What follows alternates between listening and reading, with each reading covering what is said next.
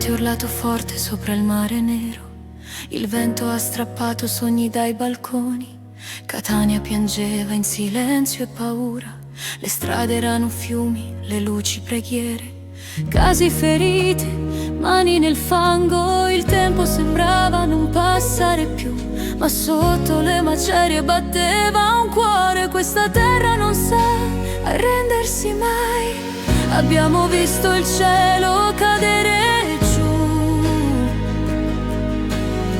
ma non ha spento il fuoco che c'è in noi.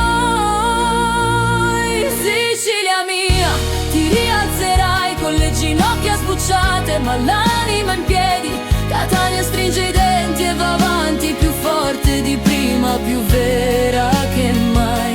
E anche se il mare ci ha fatto tremare, non ci ha portato via la dignità.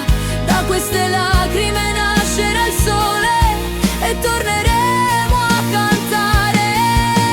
Scorrono commenti come abbracci virtuali, schermi accesi nella notte più lunga. Non siete soli, scrivono da Napoli, fratelli di strada, di cuore e di rabbia. Stesso sangue, stesso sud che resiste, stessa fame di futuro e rispetto. Tra un like e una parola sincera ci siamo sentiti un po' meno soli. Quando il mondo sembra voltarsi via, c'è chi resta anche solo con una frase. Sicilia mia, ti rialzerai con le mani sporche e gli occhi lucidi.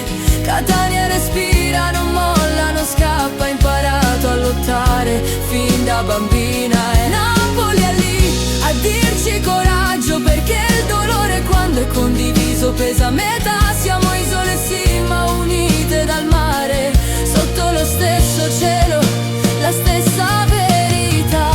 Non servono corone né promesse vuote, solo restare umani in mezzo al caos. Da ogni ferita nasce una storia, da ogni caduta un passo più forte.